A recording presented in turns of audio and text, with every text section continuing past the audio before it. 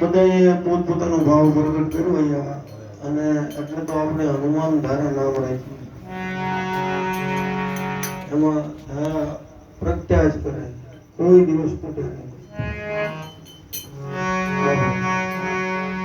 સાધુ સંતો ફકીરો પીર પેગમ્બર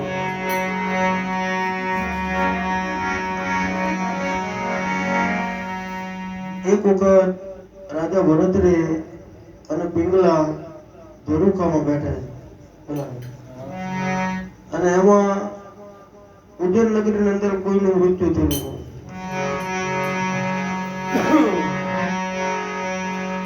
એટલે મૃત્યુ થયેલું કોઈ પુરુષનું, અને એના ઘરવાળા સતી થવા જતા. એ દ્રશ્ય રાજા ભરતરીએ જોયું.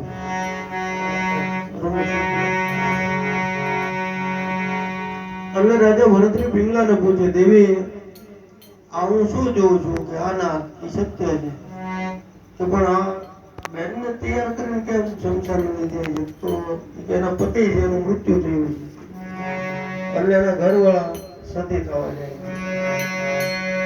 આવું હોય શકે કે હા છે? કે તો જગતમાં મહાન સતી કોને કહેવાય? સતી તો બરાબર, પણ મહાન સતી કોણ?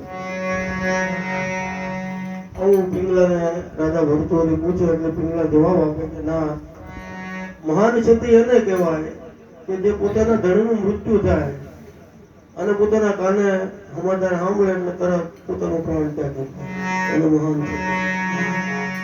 અને સાચી સતી એને કહેવાય પોતાના ધણીનું મૃત્યુ થાય પછી એની પાછળ સતી થાય. આવું પહેલા થતું. તો કે આવા મહાન સતી આ જગતમાં કોઈ ખરા કે હોય શકે ના? આ તો જગત છે. એનું પ્રમાણ જોવું હોય તો એ તો સમય ખબર પડે.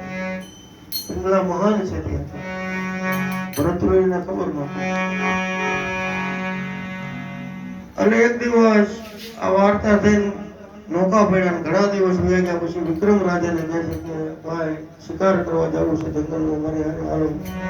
બે ભાઈઓ પોતાના શોખ માટે શિકાર કરવાનો છે. અને એમાં અધવચ્ચે જતા ભરતરી વિક્રમને કહે છે કે હે વીર વિક્રમ, તમે ઘેરે જાઓ અને તમારા ભાભી સાહેબને કહો કે ભરતરીનું મૃત્યુ થયું છે. કે મોટા ભાઈ આવી મુશ્કેલી શું કામ કરો છો? કે તમે જાઓ, ભાઈ ખરા પણ હું રાજા છું એટલે આજ્ઞાનું પાલન કરું. કે મોટા ભાઈ હું તો જાઉં, પણ આ તમારી પ્રતિજ્ઞા દુઃખ આપશે, કે તમે જાઓ, મારે જોવું છે. મારતે અશ્વ ઉપર બહેન જંગલમાંથી ઉદયન નગરીમાં આવે. મહારાણી પિંગલા બેઠા છે, એકલા વિક્રમને આવતા જોઈ પિંગલાને શંકા પડે. 7 ડગલા આગળ આમ ચાલી અને વીર વિક્રમને પૂછે છે પાછળ, તમારા મોટા ભાઈ ક્યાં છે? કે માતાજી મને માફ કરી દો, કે તાર જીભ નથી ઉગડતી, પણ જંગલમાં અમે બંને ભાઈઓ શિકાર કરતા હતા, એમાં કોઈ હિંસક પ્રાણી આવ્યું અને મારા મોટા ભાઈ ઉપર હુમલો કર્યો અને એનું મૃત્યુ થયું. પણ મૃત્યુ થયું છે ત્યાં તો પિંગલાએ તરત એનો પ્રાણ છોડી દીધો. આવું એક કથા વર્તુળી શબ્દ તરત બહુ પ્રાણ પિંગલા. અને એ દ્રશ્ય વીર વિક્રમે જોયું એટલે પાછો અશ્વ કરીને દોડ રાજા ભરતોરીને ખબર આપે કે મોટા ભાઈ શું થયું, શું થયું? પિંગલાએ તો પ્રાણ છોડ્યો. હોય નહીં કે હા, બંને ભાઈઓ આવે ને જોયે તો પિંગલા મૃત્યુ થયા. એટલે માનવનો સ્વભાવ પિંગલા પિંગલા પિંગલા રાત પાઠ છોડે થોડી પાગલ અવસ્થામાં આવી ગયો, પ્રેમ હતો. અને એ વખતે આદેશ પદમાંથી ગુરુ ગોરખનાથને થયું કે લાવ, અને રસ્તો ભટકી ગયો છે તો મૂળ રસ્તા પર લાવવાનો પ્રયત્ન. અને આદેશ કરી ગુરુ ગોરખનાથે એક ગાળાની માટલી બનાવી અને એ માટલી એને જ ફોડી નાખી. ગુરુ ગોરખનાથ આદેશ. હવે એમાં ભરતરી પિંગલા પિંગલા પિંગલા કરતા ચાલ્યા આવે છે, એમાં ગુરુ ગોરખનાથ વરદરી નાખે છે, માટલી માટલી માટલી માટલી. અને વરદરી દોડા દોડ આવી ગુરુ ગોરખનાથને પૂછે કે હે મારા હું માટલી માટલી કરું છું, હું પિંગલા પિંગલા કરે. શબ્દ આર હે શબ્દ પાર હે. આપણે શબ્દનો બહુ તાકાત છે. હે વચ્ચે તું શું આ પિંગલા પિંગલા હું એક ધારો ગાંડો થઈ ગયો, હું પિંગલાય કે બાપુ મારા ઘરવાળા હતા, મારા પત્ની રાણી, અને મૃત્યુ પામ્યો છે કે એ તો નાશવંત છે દેહ. લોકોનું ભજન કર કે તમે તો સાધુ લોકો વૈરાગી તમે સંચારે કે તમે વૈરાગી છો તો આ માટલી પર તમને એટલું બધું મોહ હશે કારણ તો મને પિંગલા પર તો મોહ હોય ને. એ રાજવી જેટલો પિંગલાની ઉપર પ્રેમ છે ને તારો એટલો પ્રેમ પિંગલાને બનાવી છે પરમાત્માની આરે તું મનને ચરિત કરી દે અને લાગી ગયું 9 લાખ મને ત્યાગ કરી ભજન લખાણું છે. પહેલા પહેલા જુગમાં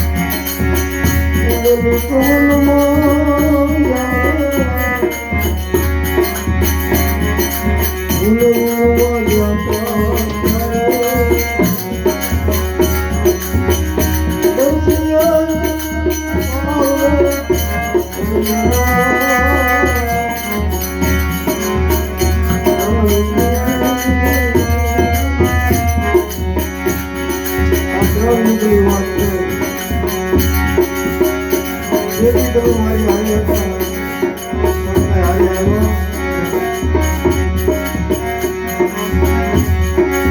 સોતા સોતા